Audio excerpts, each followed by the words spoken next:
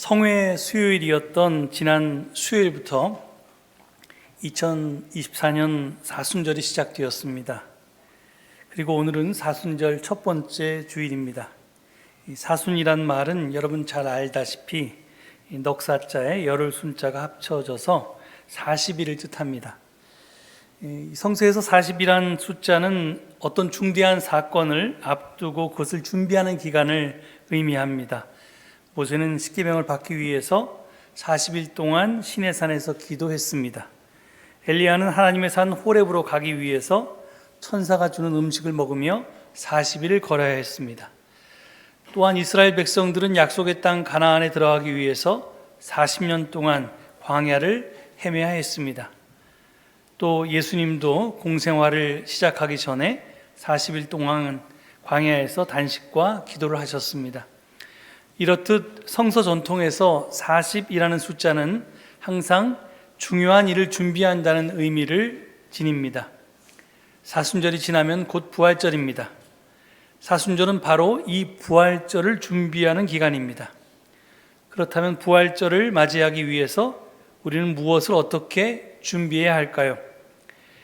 대림절이 우리 안에 예수 그리스도가 새롭게 탄생하시도록 준비하는 기간이라면 사순절은 갈릴리에서부터 예루살렘까지 예수님과 함께 여행하면서 예수님이 죽고 부활했듯이 우리도 옛사람에 대해서 죽고 그리고 새 사람으로 다시 태어나도록 준비하는 기간입니다. 즉 사순절은 나를 죽이는 훈련 기간입니다. 따라서 사순절에 우리가 준비해야 할 것은 다른 어떤 것이 아닙니다. 바로 죽는 훈련입니다.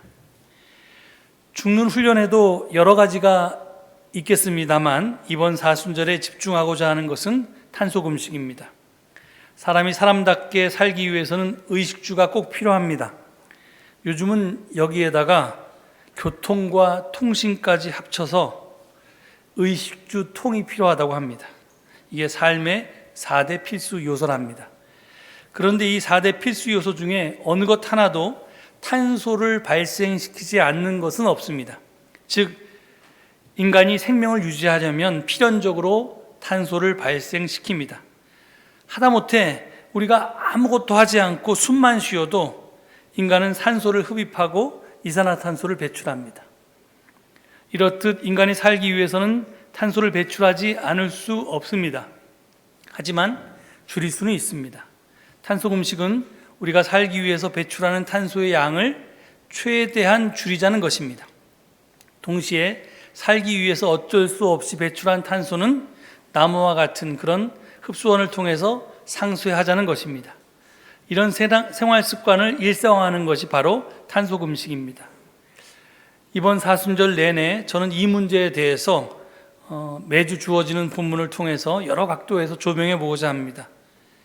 사순절 첫째 주일인 오늘 성서 일과가 제시한 구약 본문은 창세기 9장 8절로 17절의 말씀입니다. 이는 창세기 6장부터 시작해서 9장까지 이어져 온 그 노아 홍수 사건의 결론부에 해당됩니다. 그런데 이 결론부를 우리가 제대로 이해하려면 노아 홍수 사건 전체를 살펴볼 필요가 있습니다. 먼저 창세기 6장 5절 이하는 홍수 사건을 이렇게 시작하고 있습니다. 저기 화면에 보이시죠? 주님께서는 사람의 죄악이 세상에 가득 차고 마음에 생각하는 모든 계획이 언제나 악한 것뿐임을 보시고서 땅 위에 사람 지으셨음을 후회하시며 마음 아파하셨다.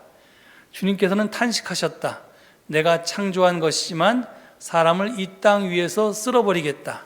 사람뿐 아니라 짐승과 땅 위를 기어다니는 것과 공중의 새까지 그렇게 하겠다. 그것들을 만든 것이 후회되는구나. 그 6장 5절을 보면 창세기 6장 5절은 하나님이 대홍수 사건을 일으킨 이유를 설명하고 있습니다. 그것은 사람의 죄악이 세상에 가득 차고 마음에 생각하는 모든 계획이 언제나 악한 것뿐임을 보았기 때문입니다. 하나님이 보시니 인간의 창조가 후회되었고 그 후회는 결국 대홍수라고 하는 심판으로 이어지게 됩니다. 그렇다면 세상에 가득 찬 사람의 죄악은 과연 무엇일까요? 그 답은 6장 11절 이하에 있습니다. 저기 보면 하나님이 보시니 세상은 썩었고 무법천지가 되어 있었다. 하나님이 땅을 보시니 썩어 있었다. 살과 피를 지니고 땅 위에서 사는 모든 사람들의 삶이 속속들이 썩어 있었다. 이렇게 증언하고 있습니다. 그러니까 사람들의 삶이 속속들이 썩었기에 땅과 세상까지도 썩었는데, 이를 한마디로 표현하면 무법천지라는 것입니다. 그런데 세번역 성경이 무법천지라고 옮긴 말의 히브리어 원어는 카마스인데, 이 카마스는 폭력이라는 뜻입니다. 그러니까 인간의 폭력이 부패와 타락의 원인입니다. 그래서 창세기 6장 11절을 개역성경은 그때 온 땅이 하나님 앞에 부패하여 포악함이 땅에 가득한지라 이렇게 번역했고요. 그리고 가톨릭 세번역은 세상은 하나님 앞에 타락해 있었다, 세상은 폭력으로 가득 차 있었다, 이렇게 번역하고 있습니다. 이와 같은 이유로 성서학자 크로사는 성경을 어떻게 읽어야 참 그리스도인이 되는가라는 제목의 책에서 성서, 특히 창세기가 말하는 죄는 인간이 폭력을 확대시키는 경향에 관한 것이다 라고 말했습니다. 그러니까 죄라는 게 뭐냐면 이 확대되는 폭력을 가리킨다고 그렇게 본 겁니다. 그러니까 창세기 4장에서부터 이 카인이 이 동생 아벨을 죽이는 폭력으로부터 시작됐습니다. 그 인간의 폭력이, 이게 점차 기하급수적으로 확대되어서 나를 만약에 죽이면, 카인을 죽이면 7곱절로 보복할 것이다, 이렇게 하나님 말씀하시잖아요. 그리고 이제 나중에 보면 7배 77곱절로 복수할 것이다, 이런 말이 나와서 점점 인간의 폭력이 증대됩니다. 그리고 이제 4장을 넘어서 6장에 이르면 세상은 폭력으로 가득 차게 되었다는 것입니다. 이것만으로도 이미 충분히 악한 현실입니다. 그런데 또 하나의 요인이 폭력을 더욱 끔찍한 것으로 만듭니다. 창세기 6장에서 하나님은 인간에 의해서 점차 확대된 폭력 속에 완전히 휘말려 들어 버리십니다. 인간의 폭력에 대한 하나님의 초월적 해결책이 무엇이었냐면 대규모 대응 폭력이었습니다. 하나님은 지금 여기 보면 이제 6장 7절을 제가 다시 공동번역으로 옮겨봤는데요, 내가 지어낸 사람이지만 땅 위에서 쓸어버리리라, 싹쓸이 하겠다는 겁니다. 공연히 사람을 만들었구나, 사람뿐 아니라 짐승과 땅 위에 기는 것과 공중의 새까지 모조리 없애버리리라, 공연히 만들었구나, 이렇게 말씀하십니다. 지금 하나님은 당신이 친히 창조한 인간과 모든 창조 세계를 폭력적으로 살육하려고 하고 계십니다. 이게 하나님의 폭력이 아주 극명하게 드러나 있습니다. 그리고 이런 싹쓸이 결정은 여기 한 번으로 끝나는 게 아니라 몇 번 더 반복해서 6장 17절, 7장 4절, 7장 21절에서 23절에서 이렇게 계속 반복됩니다. 인간만이 아니라 모든 피조물들을 전멸시켜야만 방주 안에서 구원받은 것들을 통해서 세상이 완전히 새로 시작할 수 있다고 하나님이 보았기 때문입니다. 이렇듯 카인이 아벨을 살해한 것에서 시작된 폭력은 인간으로부터 신에게로 확장이 되었고요, 하나님이 세상을 살해하는 데까지 이르렀습니다. 사람이 사람을 죽이는 것만도 끔찍한데 이제 하나님이 온 세상을 살해하게 됐습니다. 이 성경은 그래서 이 폭력의 악순환을 끔찍하게 창세기에서부터 이렇게 주장하고 있는데, 그런데 여기서 한 가닥 희망이 생겨납니다. 하나님의 대규모 대응 폭력인 40여간의 대홍수가 끝나고 땅이 마르게 되자 노아는 방주 밖으로 나와서 제일 먼저 하나님에게 번제를 드렸습니다. 그러자 하나님은 노아가 바친 번제물의 향긋한 냄새를 맡으시고 속으로 이렇게 다짐하셨습니다. 창세기 8장 21절 22절의 말씀입니다. 다시는 사람이 악하다고 하여서 땅을 저주하지는 않겠다. 사람은 어릴 때부터 그 마음의 생각이 악하기 마련이다. 다시는 이번에 한 것 같이 모든 생물을 없애지는 않겠다. 땅이 있는 한 뿌리는 때와 거두는 때, 추위와 더위, 여름과 겨울, 낮과 밤이 그치지 아니할 것이다. 하나님은 지금 사람은 그 마음의 생각이 악하기 마련이라고 판단하고 계십니다. 그리고 그 판단을 근거로 해서 은혜를 베푸십니다. 그런데 우리가 앞에서 본 6장 5절에서 보면 하나님은 사람은 마음에 생각하는 모든 계획이 언제나 악한 것뿐이기 때문에 인간과 창조 세계 전체를 심판하기로 작정하셨었습니다. 그런데 즉 이게 6장에서는 인간의 악함이 심판을 가져왔습니다. 그런데 8장을 보면 지금 같은 인간의 악함이 하나님의 은혜를 결과했습니다. 다시 말하면 원인은 똑같이 인간의 악인데 다른 결과, 하나는 심판이고 하나는 은혜를 가져왔던 것입니다. 같은 원인이 다른 결과를 가져왔던 이유가 무엇일까요? 인간이 바뀌었습니까? 아닙니다. 6장이나 8장이나 인간의 생각은 악하다고 서술하고 있습니다. 그러면 창조세계가 바뀌었습니까? 아닙니다. 비록 홍수로 잠시 창조 질서가 흔들렸을지는 몰라도 계속해서 땅이 있는 한 뿌리는 때와 거두는 때, 추위와 더위, 여름과 겨울, 낮과 밤이 쉬지 않고 올 것이다, 이렇게 말씀하십니다. 그러면 마지막으로 남은 것은 하나님 자신입니다. 오늘 본문 11절에서 하나님은 이렇게 말씀하십니다. 내가 너희와 언약을 세울 것이니 다시는 홍수를 일으켜서 살과 피가 있는 모든 것들을 없애는 일이 없을 것이다. 땅을 파멸시키는 홍수가 다시는 일어나지 않을 것이다. 여러분, 이 말이 무슨 뜻입니까? 하나님이 대홍수라고 하는 대규모 대응 폭력을 포기했다는 선언 아닙니까? 그렇습니다. 하나님은 대응 폭력을 포기하셨습니다. 그 증거가 바로 하나님의 무기인 활을, 즉 무지개를 구름 속에 걸어둔 것입니다. 오늘 본문은 이를 3번씩이나 반복해서 말합니다. 본문을 읽어보시면 다 알겠지만 똑같은 말을 하나님이 3번씩이나 반복합니다.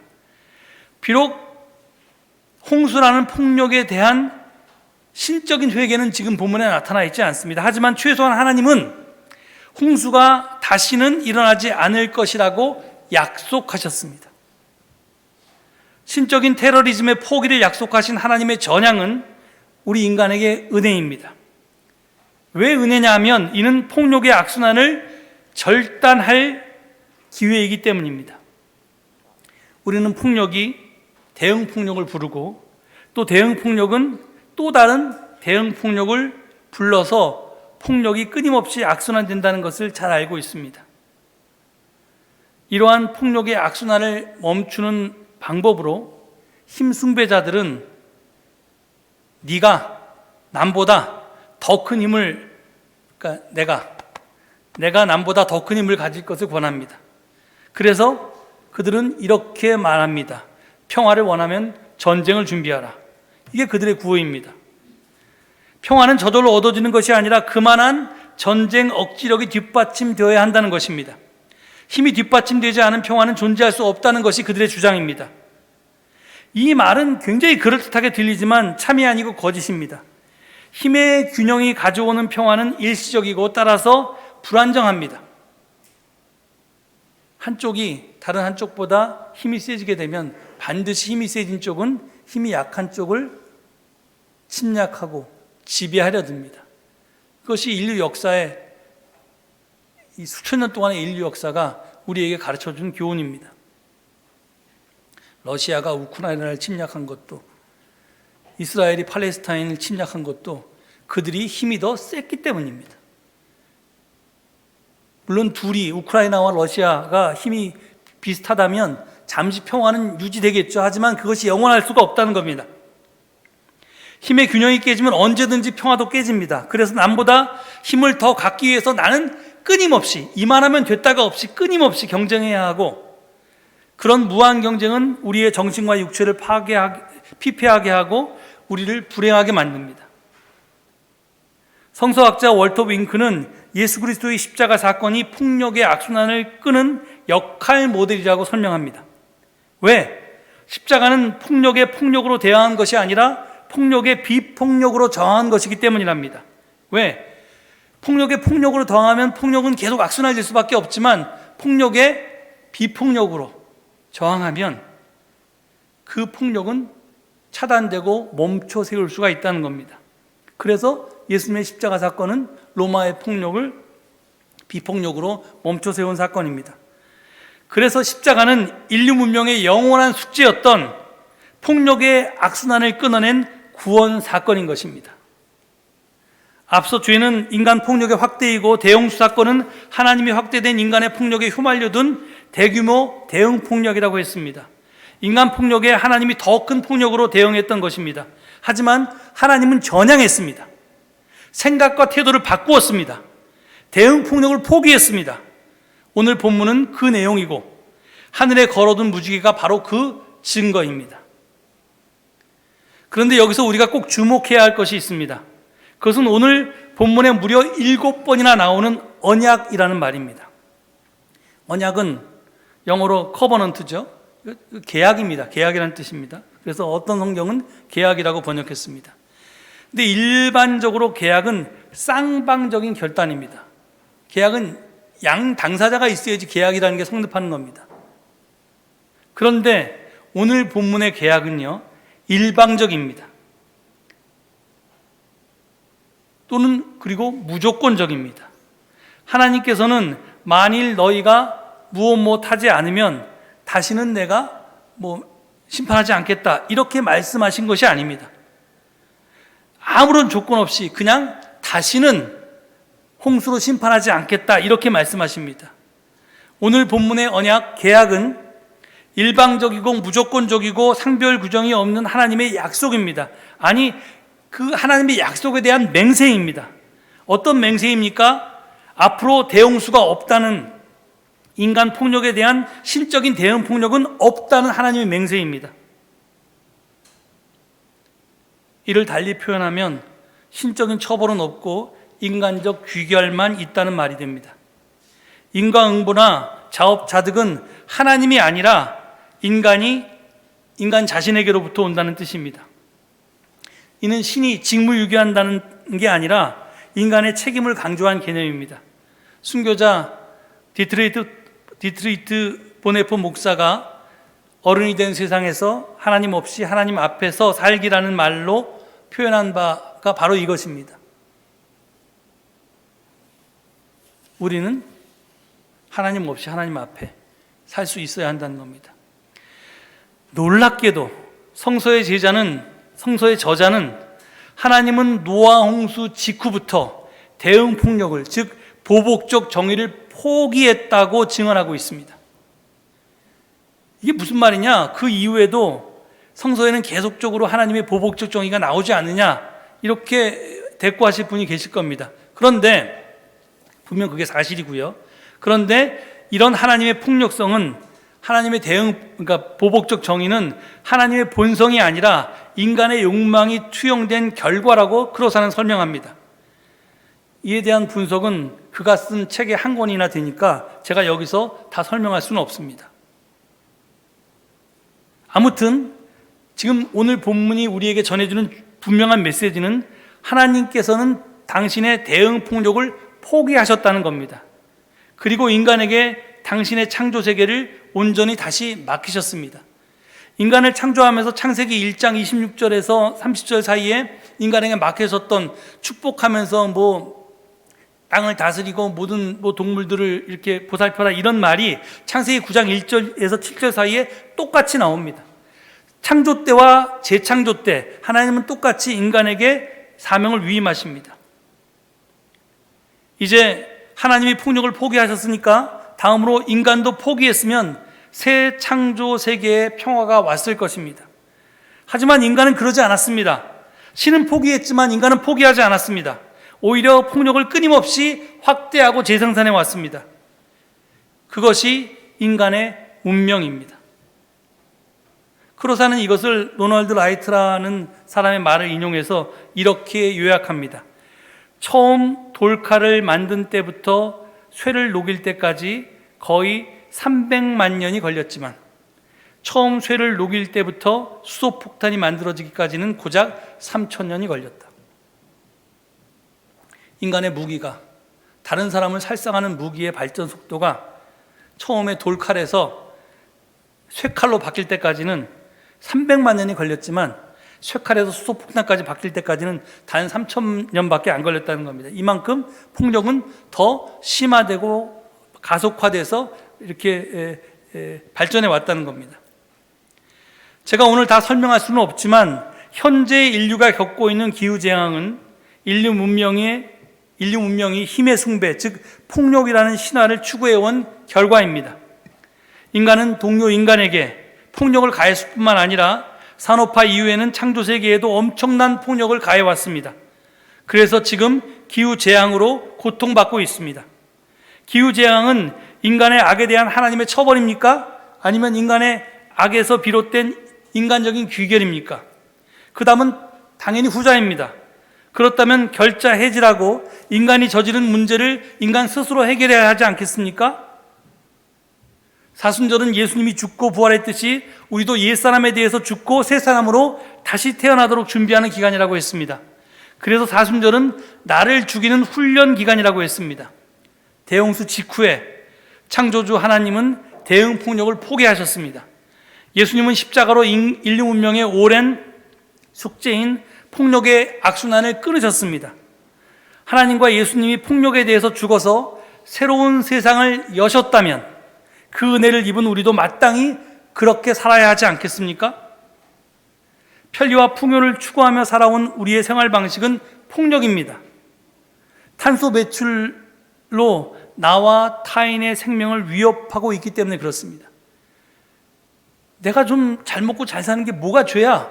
이렇게 여러분 생각할 수 있을지 모르지만 내가 배출한 탄소 때문에 탄소 배출을 거의 하지 않고 살아가는 아프리카의 어느 종족은 가뭄과 홍수와 기근과 이런 걸로 죽어가고 있습니다.